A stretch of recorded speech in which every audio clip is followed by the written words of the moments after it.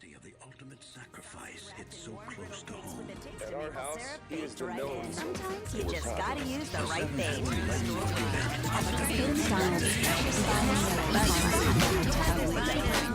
Hey everybody, welcome to That Voiceover Podcast, the show for and about the voiceover profession. I'm Stephen Cox. Now, I am very excited to be talking to Bill Ratner on the show today. If you're of a certain age, you know Bill as the voice of Flint from G.I. Joe. And we talk about how he actually landed that role, and take heart, all of you aspiring animation voiceover actors, because Bill got it in what was essentially a cattle call, so it can happen to you too. Now, after decades in the voiceover game, Bill is still one of the top people in the business, and he tells lots of great stories on the show. He's actually such a great storyteller that he does competitive storytelling at an event called The Moth, which, if you live in Los Angeles or New York, you can attend or even take part in. And if not, then you can hear it online or on public radio. I am going to provide a link on the site, and I encourage you to check it out. It's pretty cool. I should also mention that the sound quality is a little poor. Bill's Skype connection with mine was not great, and I didn't realize that until after we had completed the interview. However, what he has to say I think is so great that it overrides the slightly poor sound quality that you'll hear. My special thanks to my friend John Grady for his help in setting up this interview, and now here's my talk with Bill. Bill Ratner, welcome to That Voiceover Podcast. Yowza. Thank you, Stefan. Now, you have been at the top of the voiceover game for a number of decades now, but as I understand it, your obsession with voiceover started when you were a kid and you had your own 5-watt radio station. Tell us about that. This is in my biography, Stefan. $29.95 from Knopf. So, where do you think I read it, Bill? You know. Yeah. Yeah, absolutely. My dad was in advertising, so I was a lucky kid, and it was bring the rotten kid to work day. And I actually used to hang out at work with my dad on weekends. He'd go in, come on, let's go. And it was a big agency. It was Campbell Methune in Minneapolis, which I think even to this day has about 250 employees. And it was the biggest ad agency at the time west of the Mississippi. So they had everything. They had a full music studio. And they would hire musicians from the the Minneapolis Symphony Orchestra to come in and do jingles for the sponsors, and they had a voiceover studio for the announcers. All the big voiced guys from WCCO would come in, and so it was a fun place to work. I actually ended up working there as an errand boy in high school, but I got a call when I was about 11 years old from my friend John Waterhouse, who I think had ditched me on a Saturday morning. Where's John? Well, he's not here. He's not available right now. And he called me at about 10:30 in the morning. He said, Skipper and Steve and I are at Jim's TV on 46th and Bryant, and Jim has just showed us how to turn our AM radios into PA systems. I said, well, what's a PA system? He said, public address. What's that? He said, you just solder the wires from a microphone onto the two outside flanges of the volume control on the radio, and you can talk through the radio. And being guys, the idea of making your voice loud and electronic was even cooler than having a fast car, and we were 11, so and so all of us did it. We either stole or expropriated radios from our parents or our siblings or the attics of our houses, and soldered cheap Shure microphones onto the volume controls of our AM radios and created radio stations. Now, what did you do on the shows? Did you play music? Did you just talk? Or what did you do? Oh, we imitated the worst of AM radio at the time, and we would do contests, and we'd do phony phone calls, and hey, Mrs. Jones, guess what you've won? I don't know, a car? Not a thing. And we'd record these, we'd play them over the air, and I went through catalogs and ordered a 5-watt AM station set at AM 1330 from the Knight Corporation in Chicago, probably long gone. And John Waterhouse, my buddy, my co-member of the Brotherhood of Radio Stations, and I did a power test, a transmitter test. And I set him outside my house, and I said, I want you to keep waving until you can no longer hear my signal. And so he was on the front steps of my house, and I said, okay, go down the steps, John. And I'm playing rock and roll, and I'm playing crap that we recorded, and and he gets about 2.5 houses away and stops waving his arms and shrugs.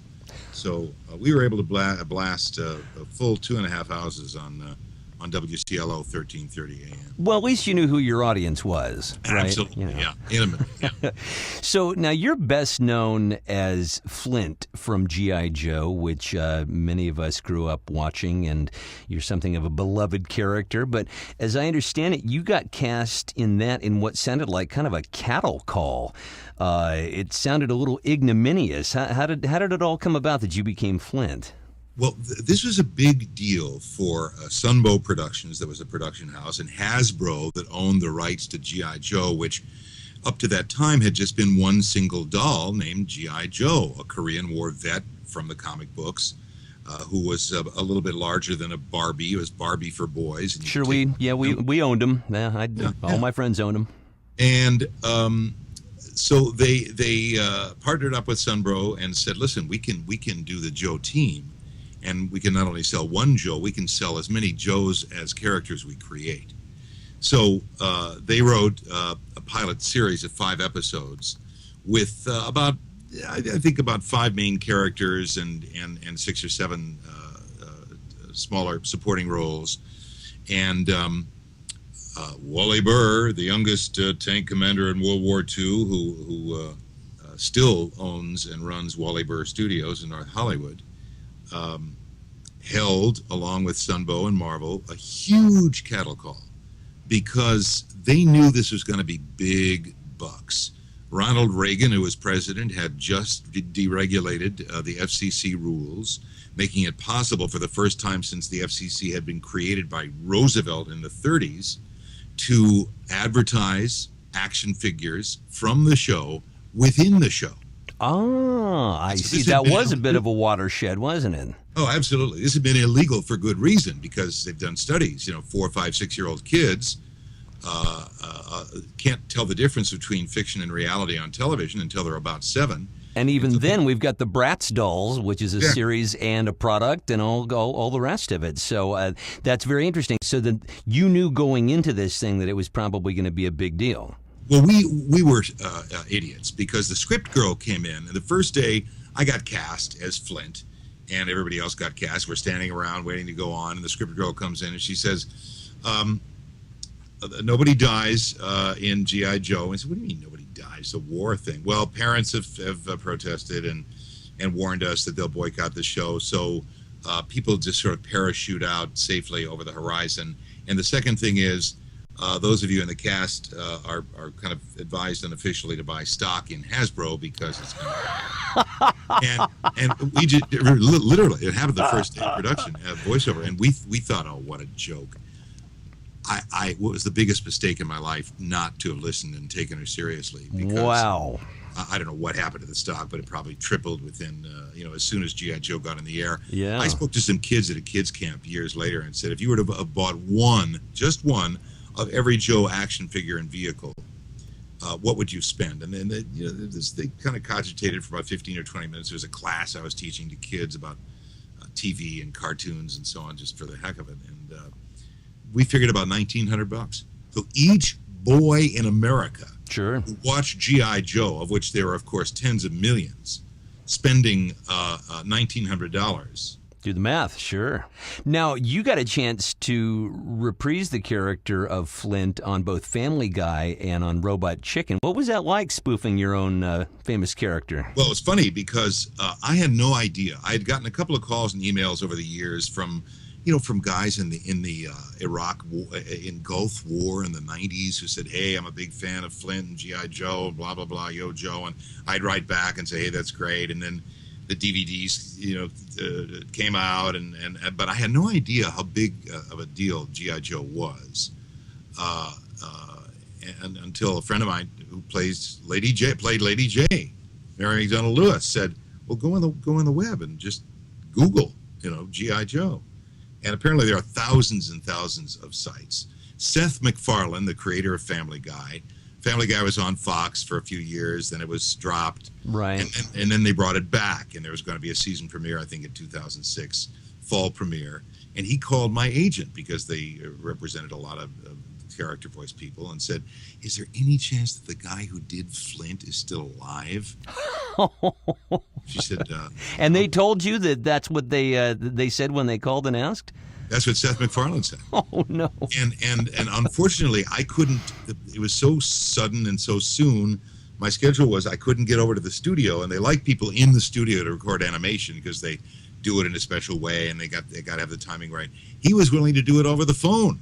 He was willing to let me record it in my studio and put it on my FTP site, and he was a Big Joe fan, so it was perfect. And then Seth MacFarlane, Seth Green, who works with him, said, "Oh, we want Flint on Robot Chicken." So it was really fun. It was a trip. I had no idea, and that, it's for me looking at old television shows like Dragnet or The Untouchables or whatever trash I watched as a child. There's a nostalgic quality, but G.I. Joe particularly at the time, oddly enough, in the early to mid 80s, American television producers and the animation people in TV, film they had it, but in TV they didn't. They were doing it down and dirty and cheap. Did not have adequate panning, zooming, and tilting techniques. And the Japanese did with anime. The Japanese were putting more sophisticated looking, more technologically sophisticated anime on TV in the early 80s than the Americans were. So the Americans sent their key drawings, which is like every 30th frame or so, to the Japanese, and the Japanese would put it through their computers in 1983 and do the tilting, the panning, and the zooming, send it back in wooden crates to Sunbow in North Hollywood, and they would then integrate it into the show, and the in-betweening would be done here, where frames 1 through 29 would be done here, but frame 30 would be done in Japan. Yeah. And then, of course, the Americans got hip to it. I mean, just like the Japanese had the first fax machines, we didn't.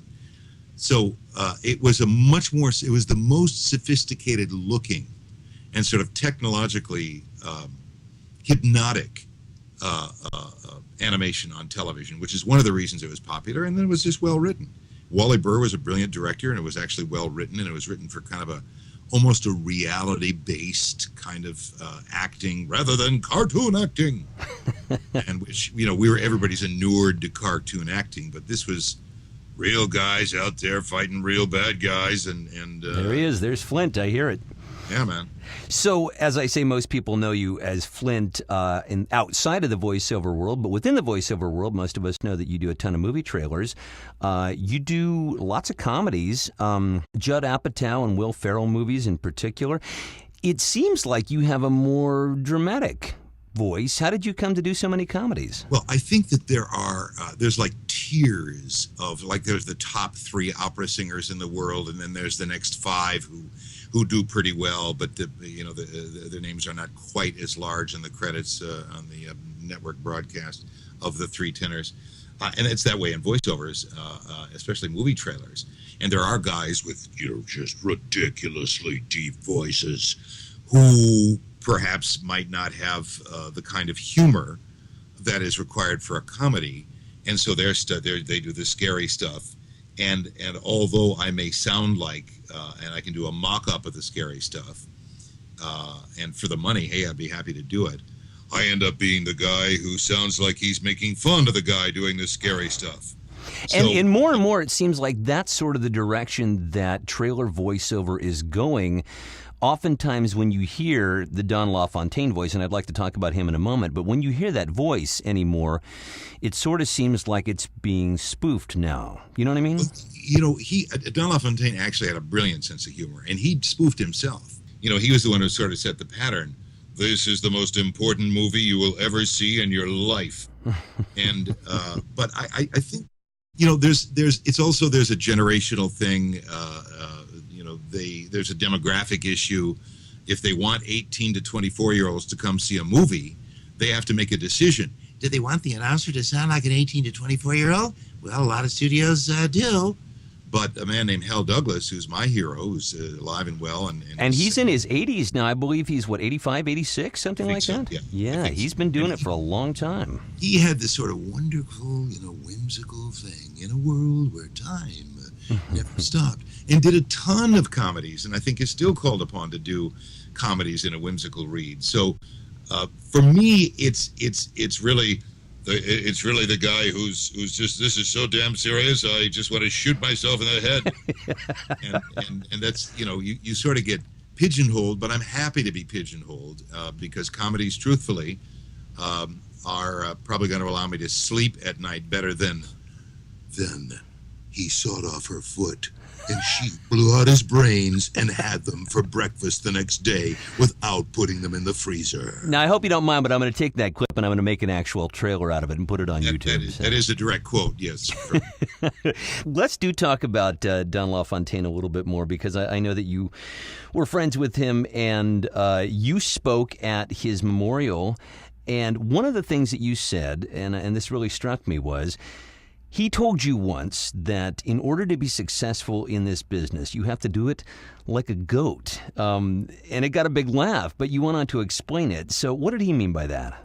We were talking about, it was a party that he had at his house that we asked him to, he volunteered to do for AFTRA, for our union, for promos. AFTRA is TV promos and stuff for voiceover guys, and SAG is movie trailers and TV commercials and so on. And he was very generous in that way. He didn't have to do this. Usually you think big guys, big stars don't go to union meetings. Well, good guys do. And not only that, he opened his house, a fabulous home at the top of the hill in Los Feliz, an old neighborhood in East Hollywood. And we were talking about guys who didn't show up. He says, "Where's so-and-so?" And this is a guy who's passed on and had a fabulous, fabulous voice, but also had an ego to match. And as a result, this particular talent who had sort of decided not to show up that night for whatever reason, and I think Don was a little perturbed because he was kind of a friend and said he'd come and then didn't even call and give his regrets, was a guy whose ego was so big that he was unable to really change with the business. He was unable to take direction. The sort of overall thrust of the business was to get away from the deep FM sound and get into more of the real guy. Yeah. And we were talking about him and his career and what happened to him and why he was working less. And he also had an alcohol problem, which didn't help. Again, this is not Don I'm talking about. This is this third party. Mm-hmm. And he said, he had an ego, and you got to be like a goat. And I can only imagine what he meant. A goat, of course, is chattel. One owns a goat. One uses a goat for a particular reason. A goat is versatile. A goat is friendly. A goat, the ideal goat, doesn't get slaughtered, but is used for milk and cheese and friendship for the family. And it's also a scapegoat. And so there are all kinds of emotional interpretations you can give to the word, but that's what he said. You got to do it like a goat. In other words, you can't do it like you can also do it like a stallion, but you can't do it like you own the show, because you don't. The studio owns the show. And the trailer house, the ad agency that specializes in movie advertising, owns you for the moment.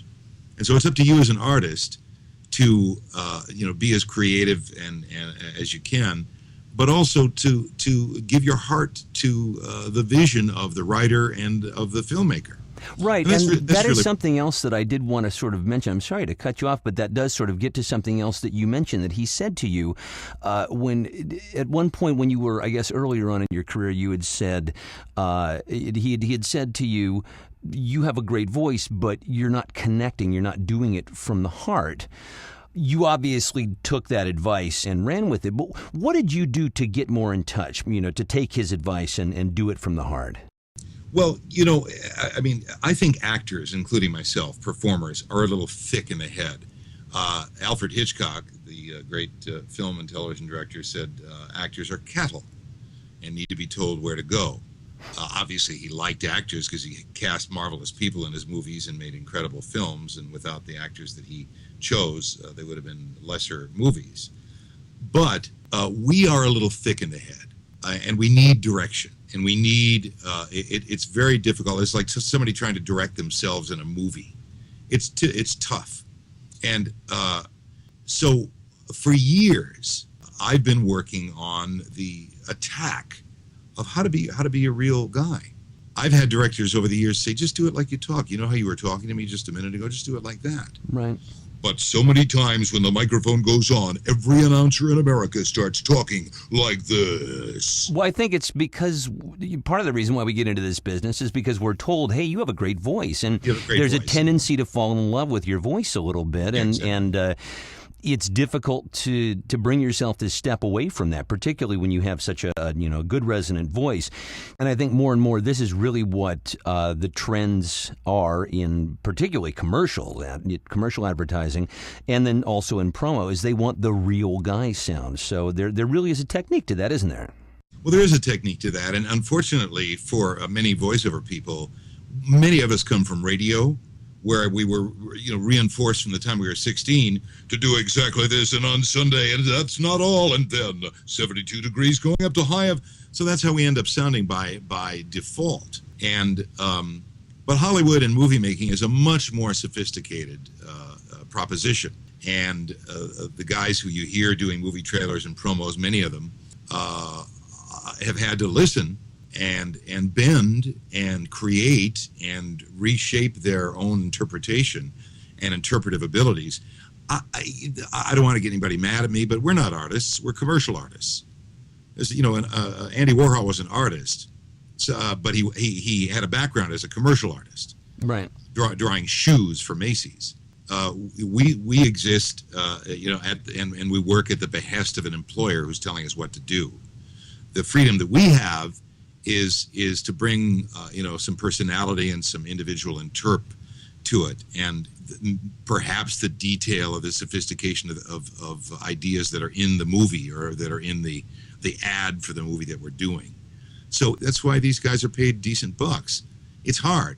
There are just very few of us, very few of them, very few announcers or opera singers or world-class models or or movie editors, who can really, really, really do it with sensitivity and uniqueness and yet do the job to the pleasure of the employer. Well, that sort of answers a question that I was going to ask, which is you've experienced great longevity in this business. A lot of guys sometimes don't last past their 40s or 50s for a variety of reasons, and it seems like you have learned to reinvent yourself over the years. Well, I had an experience years ago where I was walking through this fabulous old 1890s hotel built on the beach between San Diego and Los Angeles called Hotel del Coronado. And it was featured in the movie The Stuntman years ago with Peter O'Toole. And I went into the gift shop, and I think I was waiting for my girlfriend at the time to get packed, and it says, rent the cassette and listen to the history of Hotel del Coronado, and put the little cassette recorder around your neck. And so I did, and walked around, and suddenly I realized this was the voice. I was listening to the voice of a truly marvelous Hollywood character actor who was successful in the 50s and 60s named Hans Conried. And Hans Conried had a character voice, and he did a lot of cartoons. He did a lot of motion pictures as a contract player. And later in life, he did voiceovers. And he probably got $250 for this tape that a few dozen people would listen to every year. But yet he poured his heart and soul into it and really told the story. And I thought, God, here I am, maybe the only guy having rented this stupid cassette player hanging around my neck, walking down the beach, looking at the hotel from the angle that Hans Conried is telling me. And obviously near the end of his career, because you could hear from his voice that he was an older man. And I thought, if this guy, with his venerable and esteemed history as a performer, can do this, can pour this much spirit and soul and humor and irony and sincerity into his read for a couple of $100. And if Orson Welles, arguably one of the greatest filmmakers in the history of Hollywood, with Citizen Kane and Magnificent Ambersons and Lady from Shanghai, etc., and The Third Man and all the rest of it. All that. If Orson Welles who was doing nothing but voiceovers near the end of his life, and Marlon Brando, who near the end of his life was very sick and weighed about 300 pounds.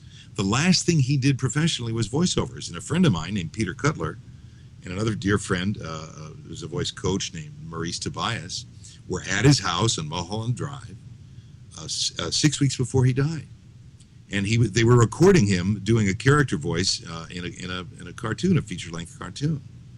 And he said, what was the cartoon? Do you recall? I don't remember the name of it. You have to go on IMDb. It's actually on there. Yeah. And he said, so this voiceover thing is really, gee, I really like this. I've never done this before. Hold on. Don't turn that thing off. He made them stay for an extra hour and a half recording, Robert Service poetry. But bring that volume down. Let me do this. How much would it cost to buy this equipment? I love this voiceover thing. If those three individuals can discover, in way past late middle age, the magic of putting every bit of your heart and soul into a voiceover job, then it's incumbent upon me, if I really am sincere about it and not just a hack, to attempt to try to begin to come up to that standard. I think anybody listening at this point realizes that you are a natural storyteller. You have a real gift for it, but not everybody necessarily would know the fact that you do storytelling competitively, particularly with the Moth Story Slams. Anybody who doesn't know about that, I will provide a link for on the site here. Tell us a little bit about how you got involved in that. Well, a friend of mine who I went back to college when I was 46 years old just for fun to do some creative writing. And a friend of mine teaches poetry at Marymount in New York. And he had a friend who wrote just wacky, dirty books, a guy named Jonathan Ames, who ended up with a series on HBO. And he plays a wacky, nerdy detective. And anyway, that's Jonathan Ames' work. And he said, yeah, my friend Jonathan Ames is doing this storytelling stuff. He gets up, and I said, I thought he was a writer. Well, he is, but he tells these 10-minute stories, and he's hosting these shows. I said, geez, really? Wow, cool. So I said, well, I want to do this. And I wrote this thing, and then it turned out, he said, well, it's not Tuesday, it's next Tuesday, you idiot. So I didn't do it in New York, but it was running at one little venue here. And they had just opened a club in L.A. for once a month. You could go and put your name in the hat. And it's not like storytelling that goes on at libraries for kids. It's storytelling that goes on in bars for adults. And there are no scripts allowed or notes. No, you really have to have it off the top of your head. Yeah. And it's really, really fun. And it forces you to reach into your life. They want true stories. They don't want you to make it up. They don't want fiction. And the theme tonight at El Cid in East Hollywood, this excellent, cool, old music club. It's been there since the 50s. That once a month does the Moth. The theme is flight. And so I'm going to do the story of having met my lovely wife on a flight from New York to L.A. And other people are probably going to do stories about running from the law, and other people are probably going to do being stoned and loaded and losing their lunch in the, who knows. But these things are judged like a poetry slam or like a swimming meet or like an Olympic event. And then the winners, the winner of each slam, 5 a month in New York, 3 a month in L.A., then go on to the Grand Slam, which here in L.A. is held at a fabulous rock club called Echoplex in Echo Park. And the crowds are huge, and it's promoted on the NPR station, and it's just a real event. And the winner of that, I've participated in 3 of those so far. Yeah, well, I wanted to brag on your behalf. You're a 5-time Story Slam winner, are you not? Yeah, but I have yet to win the Grand Slam because you're up against 9 other winners, and it's the luck of the draw. If you get a theme that really causes you to remember a fabulous story, a story that really holds people, it can be funny or not, that's got a beginning, a middle, an end, and an arc to it, and it's got to force people to go, geez, I can't believe this happened to this guy. What's going to happen now? Unless you can come up with a story like that, you ain't going to win. And the best story always wins. Always. I've never left the dozens of evenings of storytelling, competitive storytelling, thinking, oh man, that story sucked. That shouldn't have won. For some reason, with between three sets of judges, the best story always wins.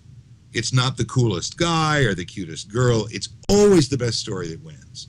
And one day, Stefan, it's going to be you, man. Me in the Grand Slam. And then you go to New York to the Moth Ball, and Garrison Keillor is there, and all the big, NPR, the grand lights from This American Life and so on. And you get to tell a 60-second version, and you're celebrated, and then you got to decide what to do with the rest of your life. Well, Bill Ratner, I want to thank you so much for being generous with your time and sharing your stories and coming on that Voiceover podcast today. Cool, man. Thank you, Stefan. This is really, you're the only guy I know who specializes in the coolest art in the business, and you're great, man. This has been a thrill. Well, I appreciate it, and again, believe me, Flint, it goes both ways, man. Yo, Joe. That Voiceover podcast is a co-production of Half Full and Get Creative Inc. For more information, check us out on iTunes or at thatvoiceoverpodcast.com. Thanks for listening. I'm Stephen Cox.